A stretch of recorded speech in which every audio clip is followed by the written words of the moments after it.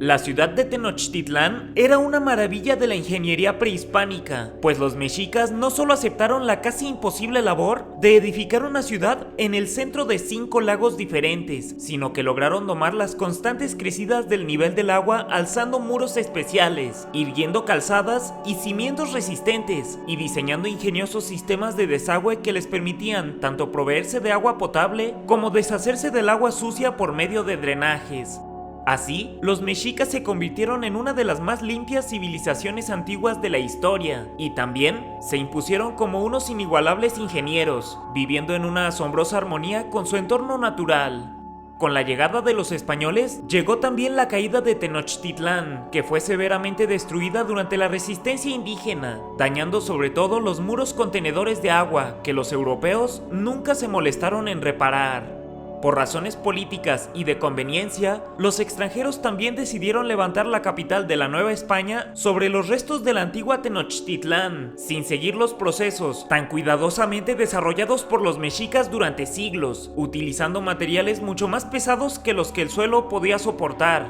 y también sin preparar adecuadamente el lecho lacustre sobre el que se asentaban, además de que, hasta el día de hoy, las precipitaciones casi diarias son una de las principales características de la Ciudad de México, combinando todos los ingredientes para el desastre.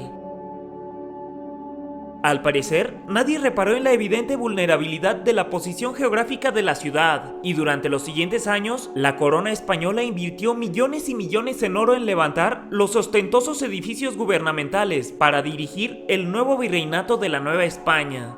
El aparente desinterés por la naturaleza de los nuevos habitantes que poblaron la ciudad tampoco contribuyó a mejorar la situación. Para levantar sus construcciones, depredaron todos los árboles de sus alrededores, causando una seria deforestación, y la expansión descuidada de tierras sobre los lagos resultó en la erosión del terreno, facilitando que la ciudad comenzara a sufrir inundaciones de manera cada vez más frecuente. En 1555 se levantó un muro para contener el agua, llamado Albarradón de San Lázaro, y aunque durante años cumplió efectivamente su función, por alguna razón los locales comenzaron a robarse los ladrillos de su estructura, provocando que para 1604 se derrumbara, causando una seria inundación por toda la ciudad. Para evitar que esto volviera a ocurrir, se analizó mejorar la infraestructura capitalina, iniciando en 1607 la construcción del Tajo de Nochistongo, un sofisticado túnel de casi 7000 metros de longitud que desahogaría el exceso de agua de la ciudad.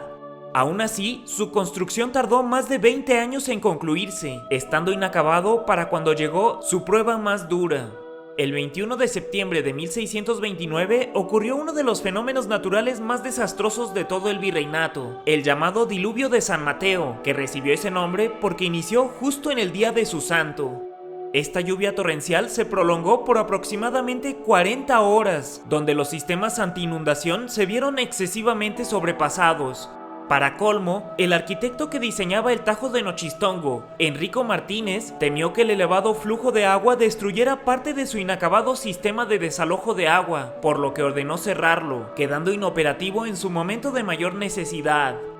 Los estragos fueron inmediatos, la ciudad quedó sumergida a más de 2 metros de profundidad, y los lagos reclamaron su ancestral lugar. Las primeras víctimas fueron todas las casas de adobe, el material de construcción más barato y popular de la época, que no es otra cosa que un bloque de lodo y paja, y que sucumbió fácilmente ante la humedad, dejando a miles de personas, principalmente indígenas, sepultadas bajo los escombros de sus propias casas. Las otras construcciones, hechas de materiales más resistentes, soportaron solemnemente la inundación, aunque los pisos inferiores, completamente inundados, quedaron inhabitables, teniendo que mudarse, los que pudieron, a los pisos superiores.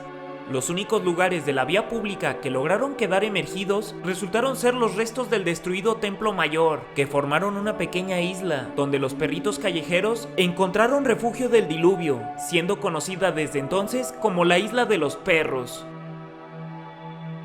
Las misas comenzaron a oficiarse, temporalmente, desde los techos de las capillas e iglesias, esparciéndose el rumor de que aquello era un castigo divino por las pecaminosas actitudes de los ciudadanos. Las extremadamente insalubres condiciones en las que vivían los capitalinos de entonces les pasaron factura, El agua rápidamente se contaminó y se volvió un foco de infección y un nido de enfermedades que se propagaron por todos lados. Las construcciones siguieron sucumbiendo y los alimentos se volvieron sumamente escasos, creando un verdadero entorno apocalíptico. Para su mala suerte, esta situación temporal se alargó 5 agónicos años, en la que las principales actividades económicas se vieron seriamente afectadas. La mayor parte de las familias que tenían recursos decidieron mudarse a la ciudad de Puebla, aunque hubo muchos no tan afortunados que se vieron obligados a quedarse. Con el tiempo, las personas empezaron a improvisar, se colocaron refuerzos alrededor de las construcciones aún de pie para aumentar su resistencia y se tendieron diversos puentes de madera de techo a techo que les permitió comerciar de una manera más o menos normal. Se instalaron algunas dependencias cuya labor era distribuir alimentos entre los más necesitados y las personas, al más puro estilo de Venecia, empezaron a moverse en pequeñas canoas de uno a otro edificio, usando las ventanas como puerta de entrada. La situación llegó a un momento tan crítico que se empezó a analizar si abandonar toda la ciudad bajo el agua y establecer la capital de la Nueva España en otro lugar, aunque la millonaria cifra que se había invertido hasta entonces para levantarla hizo inviable el abandonarla y mejor se optó por su rescate. El Tajo de Nochistongo fue retomado y Enrico Martínez, que había sido encarcelado acusado de negligencia al haber cerrado la obra, fue liberado, ya que sus habilidades eran necesarias para continuar el proyecto. En 1634, finalmente la ciudad logró vaciarse completamente, ayudada en gran medida por una fuerte sequía, que permitió que todo regresara a la normalidad.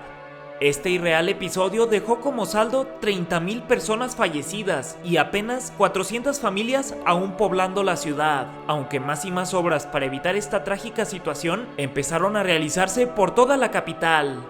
En la actualidad, en la concurrida Avenida Madero hay una pequeña estatua de un león que supuestamente indica el nivel que el agua alcanzó en 1629, aunque el edificio en el que se encuentra ya no es el original y dado el constante hundimiento de la ciudad, posiblemente ya no refleje el nivel exacto.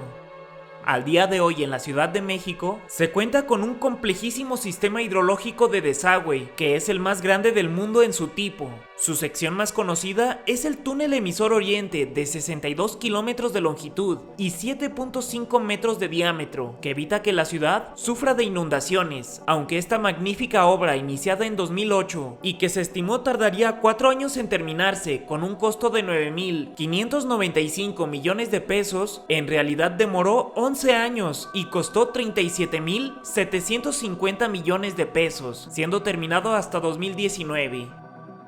¿Qué piensas al respecto? ¿Dónde podía haberse situado la capital en caso de que la Ciudad de México fuera abandonada bajo el agua? Para mí, Watchers, yo soy Snooty Aaron, y en esta sección donde solo llegan los valientes están todas las fuentes utilizadas en este video, así como los créditos y las referencias, por si gustas checar alguno.